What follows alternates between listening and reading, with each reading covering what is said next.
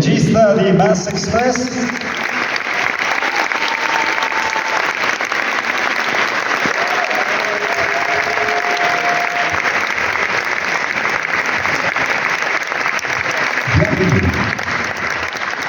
E soprattutto un grande applauso per Alice Liberale, questa nuova grande amica che ci aiuterà nell'interpretazione. Grazie. Voilà. Si vuoi dirci qualche parola di introduzione? Oui, en animation, on n'a pas de marque au sol. Ça, c'est un truc de film live. Nell'animazione non ci sono i segni per terra, è una cosa da film in carne e ossa. Perché l'animazione è più difficile, c'est plus difficile. Je sais pas, je n'ai fait que de l'animation, je n'ai pas fait de film en vue réelle, mais c'est plus long à faire. On a pris 5 ans et demi à faire ce film que vous allez voir ce soir.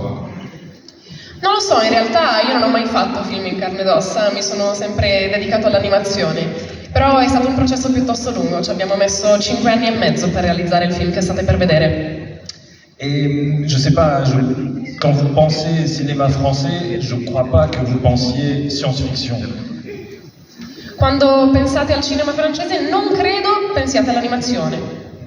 Je crois que vous pensez plus à des films parisiens, dans des appartements, on ne sait pas si les hommes et les femmes sont heureux, s'ils s'aiment ou pas.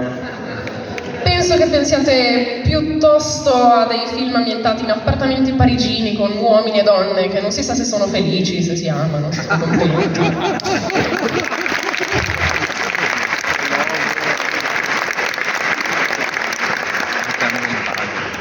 Bref, c'est des films de bourgeois, quoi, en gros. Sì, insomma, per farla breve, sono dei film un po' da borghesi. Et là, j'ai essayé de faire un film un peu plus populaire et en même temps exigeant et qui soit de la science-fiction. Et j'espère que ça vous plaira. Io ho provato a realizzare un film un po' più pop, se vogliamo, e che sia della fantascienza, quindi spero vi piacerà. Alors, on va épater les bourgeoises. Buona produzione.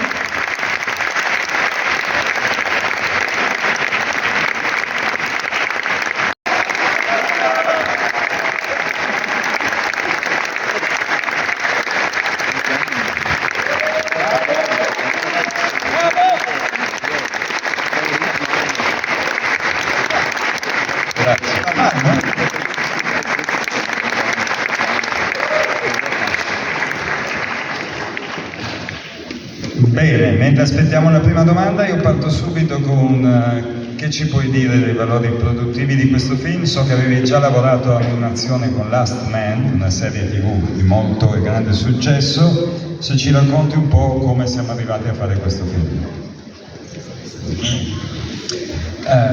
Mentre voi alzate la mano. Moi, j'ai toujours voulu faire du cinéma et j'ai toujours voulu faire de la science-fiction. Mais il n'y a pas de producteur qui sonne chez quelqu'un comme moi à l'époque, déjà quand j'étais étudiant, pour dire « Tenez, voilà plein de dollars, faites un film de science-fiction, on a confiance en vous ». Non. Ah no? Non. Allora, io ho sempre desiderato fare fantascienza, ma quando ho cominciato non c'era nessun produttore che fosse interessato a finanziare uno studente dicendo ecco, tieni, milioni di dollari. Non, par contre, du coup, j'ai travaillé beaucoup tout seul à faire des projets de séries, de courts-métrages, etc. Il n'y a rien qui fonctionnait tellement. Et en fait, je me suis fait connaître avec des clips pour des groupes de musique. Et notamment avec un clip qui s'appelait Fantasy pour le groupe DAI, qui a fait des millions et des millions de vues. Et ça m'a amené à faire une série télé qui est connue en France qui s'appelle Last Man.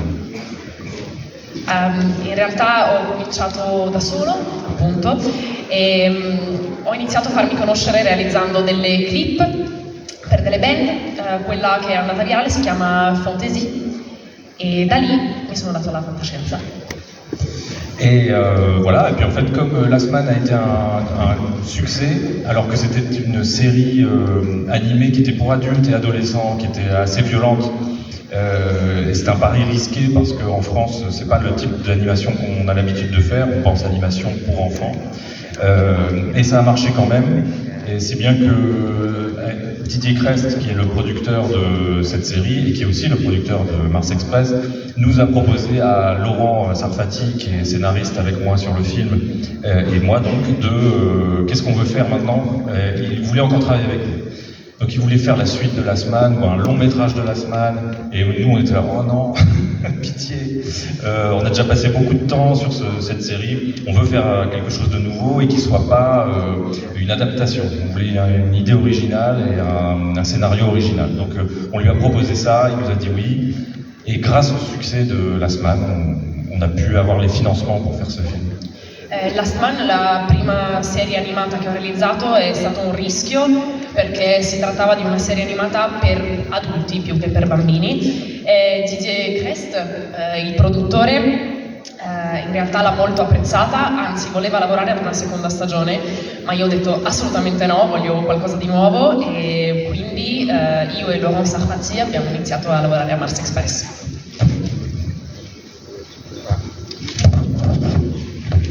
Non vi vedo se c'è già qualcuno, se no continuo io, non c'è nessun problema.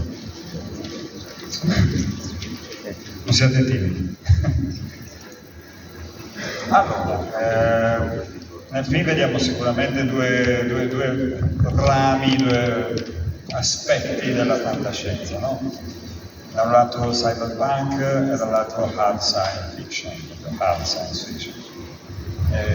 Cosa ti ha ispirato di più? Quali sono le cose della fantascienza, visto che ci hai detto che ti piace molto la fantascienza, e che qui su questi palcoscenici abbiamo avuto mostri della fantascienza come Mebius, come Kill Bilal, come Jodorowsky nel nostro festival, quindi per noi la fantascienza francese è una cosa importantissima, quindi se ci dici un attimino qualcosa di più del tuo rapporto con la fantascienza. Oui, la science-fiction française est importante, mais elle n'est pas tant que ça au cinéma. C'est plus une science-fiction littéraire ou de bande dessinée, même maintenant de jeux vidéo, mais le cinéma, c'est difficile. Alors, par contre, c'est vrai qu'avec Laurent, on voulait faire un film de science-fiction hard SF d'abord. Mais en fait, on est parti du principe qu'on voulait faire une histoire de détective privé sur Mars. Et c'est au moment où on a écrit le scénario, c'est le moment où Elon Musk et Jeff Bezos parlaient d'aller dans l'espace, d'aller en tout cas coloniser Mars ou de créer des stations spatiales comme on peut en voir dans Gundam. Et en fait ça nous a interpellés tout de suite, on s'est dit mais ça va être quoi leur ville, ça va être quoi leur futur. Et en fait tout de suite on s'est dit mais ça va être des trucs extra-étatiques, uniquement faits de Google et de Tesla, et ça va être en fait cyberpunk en réalité comme manière politique d'envisager les choses. Donc c'est pour ça qu'il y a un aspect cyberpunk dans le film, mais on voulait pas non plus faire quelque chose qui soit trop, comment dire, c'est plus les thématiques qui sont cyberpunk, mais l'esthétique on la voulait propre, comme si c'était clean, alors que à l'intérieur c'est pourri. Sì, la fantascienza è un genere che in Francia non ha così tanta importanza al cinema, è più qualcosa di letterario, qualcosa che si vede nei fumetti. Al cinema è diverso, noi volevamo fare qualcosa di hard SF, di cyberpunk, in questo ci ha aiutato anche il lato noir del film. Il film è nato nel momento in cui Elon Musk e Jeff Bezos hanno iniziato a parlare di colonie su Marte. E noi non volevamo realizzare qualcosa che fosse interamente fatto da Google con un'estetica stranissima e surreale, volevamo rimanere comunque con i piedi per terra, quindi sì c'è della fantascienza nelle tematiche, ma nell'estetica siamo stati il più reali possibili. Infatti, se tu mi parli di clean o clear o clair, je me souviens de Lynn Clair, no? Per questo ti chiedo appunto, sicuramente una grande ispirazione, almeno secondo me, Matsumoto Oshii, no? Ghost in the Shell, chiaramente. Però a livello dei disegni, di quello che hai scelto tu come stile grafico, siamo puramente, e mi piace per questo, stile europeo, stile francese, linea chiara, e se ci dici un po' del tuo approccio proprio al disegno e quindi all'animazione. In quanto lo stile è, sì, un petit peu animé, Japon, mais avec le pied en Europe. Oui, oui, bien sûr. Évidemment, les influences sont évidentes.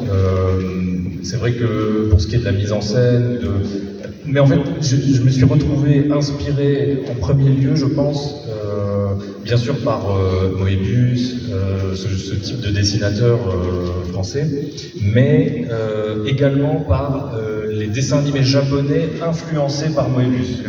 Akira, Mamoru Oshii, Satoshi Kon, tous ces gens-là, ils connaissent Moebius, ils connaissent Metal Hurlant, Heavy Metal. Et en fait, qu'à nouveau, ils nous influencent nous en France, et je pense en Italie aussi, en Europe et dans le monde. Je trouvais ça intéressant de faire le tour de la Terre plusieurs fois. C'est une manière c'est un flux comme ça qui se déplace et qui réinspire. Parce que au Japon, ils ne font plus tellement ce genre de film non plus maintenant, avec ce type de dessin très réaliste. Mamoru Oshii ne fait plus de films, Satoshi Kon est mort malheureusement, et voilà, il y a les animateurs qui savaient faire ça, maintenant sont désolés que la nouvelle génération ne reprenne pas ce style-là, et ils se tournent même vers l'Europe maintenant. J'ai eu quelques conversations avec eux et j'étais très étonné, mais ça me faisait plaisir.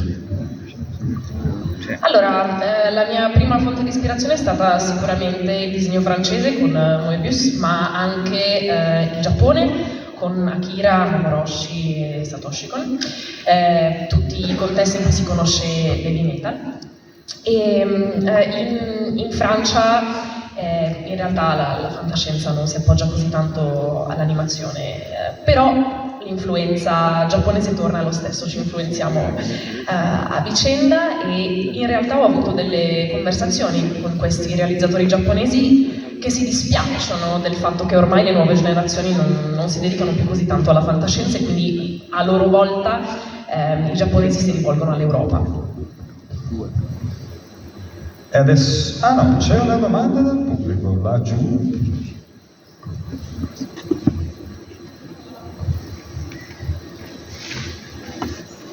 Grazie. Volevo sapere se avesse avuto delle fonti particolari per la tematica dei robot che diventano coscienti, qualche punto di riferimento in particolare. Grazie.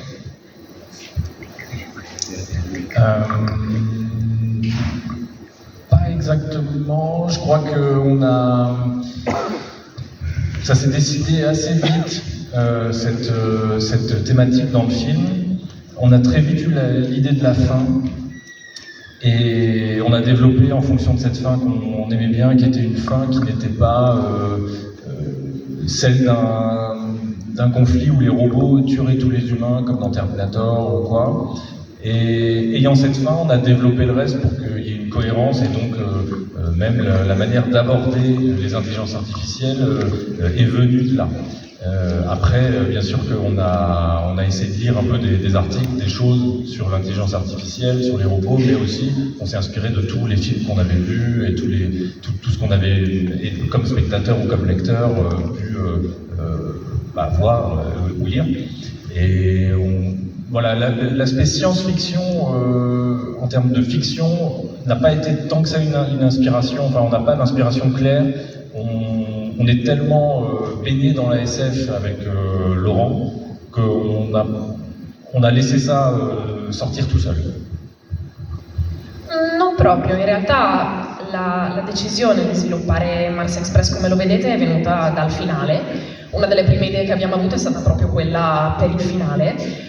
Volevamo realizzare qualcosa che non fosse simile a Terminator, insomma, e quindi siamo partiti da lì per sviluppare una storia coerente. Ovviamente abbiamo letto articoli e ci siamo informati sull'intelligenza artificiale e sui robot, però l'aspetto fantascientifico della storia in realtà ce lo abbiamo messo io e Laurent, che siamo dei grandi fan, e che abbiamo la fantascienza nelle vene. Bene. Signori, signore, un grandissimo applauso a Jean-Louis.